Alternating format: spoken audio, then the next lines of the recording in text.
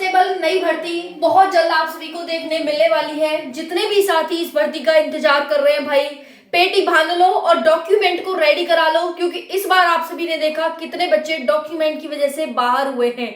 जय हिंद, राम राम, सभी को हैप्पी होली, ढेर सारी शुभकामनाएं होली की आप सभी को। साथियों, आप सभी बेसब्री से जिस भर्ती का इंतजार कर रहे हैं वो भर्ती आपको जल्द देखने को मिलने वाली है। मैं आज आपको यूपी पुलिस कांस्टेबल भर्ती के बारे में सारी अपडेट देने वाली हूं। जितने भी साथी इसकी तैयारी कर रहे हैं या फिर इसमें जाना चाहते हैं, तैयारी अभी शुरू नहीं की है, बिल्कुल बिगनर्स हैं, कैसे तैयारी करें, कैसे इसमें सिलेक्शन लें, मैं साथियों आपको हर एक अपडेट और सारी जानकारी आपको चैनल पर प्रोवाइड करूंगी।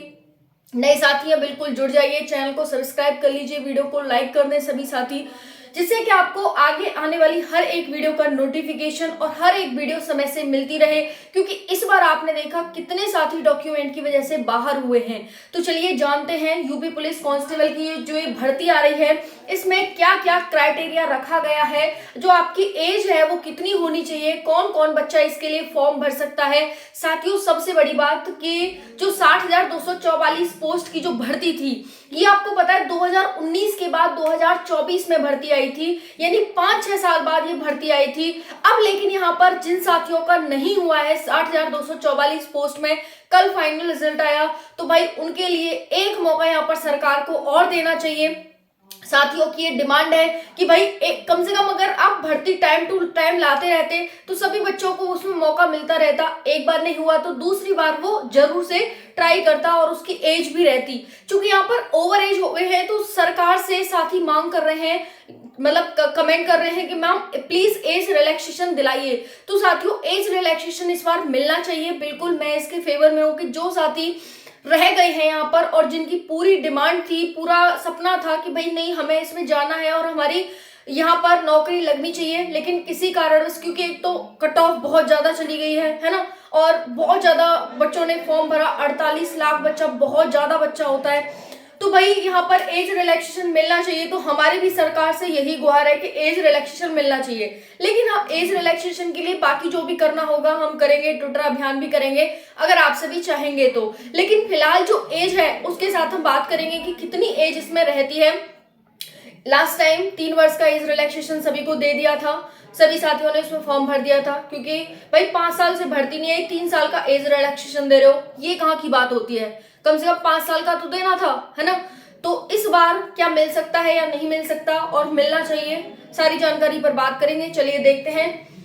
UP police constable 35,000 plus post पर आपकी भर्ती देखने को मिल रही है। हमें इस बार चाहिए टारगेटेड सिलेक्शन, टारगेट क्लिक करना है कि भाई इस बार सिलेक्शन ले लेना है। साथियों, अगर मैं इस भर्ती की बात करूं ना, फिजिकल बहुत आसान, रियली में बहुत आसान फिजिकल, बहुत ज्यादा आसान फिजिकल, और उसके साथ साथ एग्जाम बहुत आसान। खत्म है, इंग्लिश नहीं आती है तो भाई कोई डरने की बात नहीं, क्योंकि इंग्लिश इसमें पूछी ही नहीं जा रही है।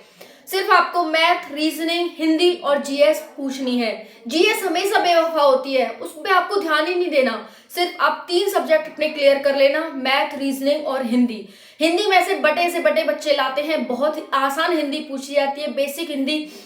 अगर आपके पास बुक हो कोई हिंदी की, मेरे पास भी थी, अभी फिलहाल मेरी टेबल पे नहीं है, तो वो आप खरीद सकते हैं, ठीक है। बेसिक हिंदी, सामान्य हिंदी आती है, वो आप खरीद लें, वीडियो के डिस्क्रिप्शन में लिंक दे दूंगी, उसे खरीद लेना अभी से, क्योंकि देखिए बहुत कम समय आपके पास, बहुत कम, 60,244 पोस्ट। अगर पेपर लीक नहीं हुआ होता फरवरी में तो भर्ती आपकी कब की कंप्लीट हो गई होती। अभी आप देख लीजिए, अगस्त में पेपर हुआ और अब देखिए मई में बच्चे ट्रेनिंग पर चले जाएंगे, ठीक है साथियों। तो आपको क्या है, अभी से तैयारी करनी है, ये नहीं है कि भाई भर्ती आ जाएगी, नोटिफिकेशन आ जाएगा जब हम तैयारी करेंगे, क्योंकि आपको रिवीजन भी करना है, क्या कमी रहेगी, मॉक टेस्ट भी लगाना है, क्या कमी रहेगी उसको सुधार भी करना है। तो इस वजह से ओवरऑल आपको बहुत मेहनत करनी है, और क्योंकि कंपटीशन है तो नॉर्मलाइजेशन का बड़ा खेला होता है। नॉर्मलाइजेशन से आपको नॉर्मलाइजेशन ऐसा करना है कि आपको नॉर्मलाइजेशन ज्यादा से ज्यादा मिले, ना कि आपके नॉर्मलाइजेशन मार्क्स कम हो, क्योंकि नॉर्मलाइजेशन मार्क्स कम भी हो जाते हैं।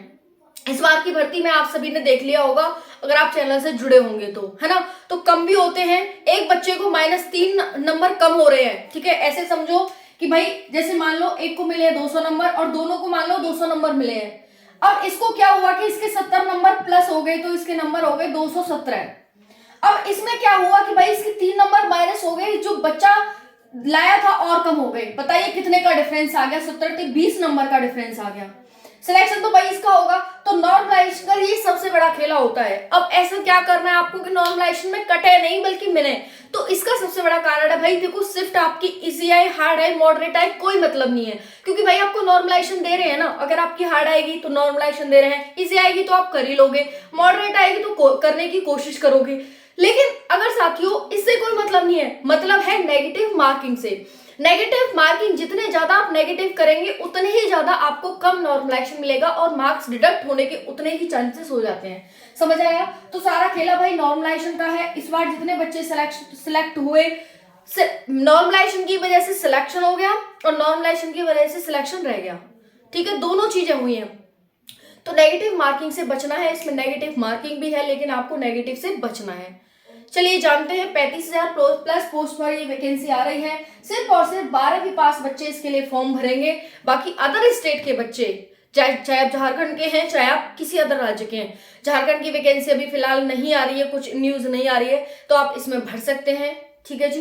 तो इसके लिए यहाँ पर आप भर देंगे। 12th पास सिर्फ चाहिए, कोई साइंस मैथ ऐसा कुछ नहीं है, सिर्फ 12th पास है, किसी भी स्ट्रीम से आप चल जाएगा आपका। ठीक है जी। चलिए बात करते हैं सिलेबस की और डिग्री आपकी। जब आप फॉर्म भरे ना उससे पहले आपके हाथ में आ जानी चाहिए 12th की डिग्री। समझ में आ गया? चलिए बाकी हाँ, अगर आपने एमए, बीएड और ये कुछ किया है, ठीक है, एमएससी किया है, एमकॉम किया है, तो इसका भी लाभ आपको मेरिट में लास्ट में मिलता है। जब बच्चे सेम मार्क्स पर लाई करते हैं तो यही एक वो होता है छांटने का कि भाई देखो किस बच्चे ने ज्यादा डिग्रियां हासिल की हैं, किस बच्चे की एज ज्यादा है। ये सारे फैक्टर्स होते हैं आपको छांटने के कि किस बच्चे को बाहर करना है, किस बच्चे को अंदर करना है, जो बच्चे सेम मार्क्स वाले होते हैं। तो जितनी भी डिग्रियां हैं सब लगा देना अपनी कि भाई मैंने ये फलाना ठिकाना कर रखा है। कोई आपने स्टेट लेवल पर, कोई राष्ट्रीय लेवल पर आपने कोई प्राइज लिया है, उसको भी आप वहां पर लगाएं कि भाई मैंने ये यहाँ पर ले आए। ओके, उससे भी आपको यहाँ पर लाभ मिलता है।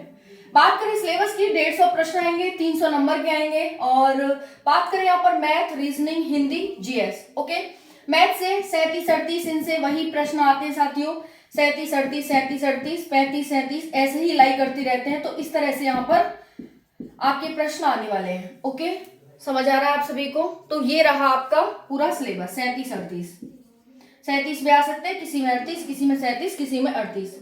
मैथ आएगा, बेसिक मैथ आता है, रीजनिंग आएगी, basic reasoning, Hindi basic Hindi और जीएस आएगी। जीएस को कितना भी पढ़ लो कोई बात नहीं, फिर भी साथियों पढ़ना है, स्कोर करना है हमें इसमें।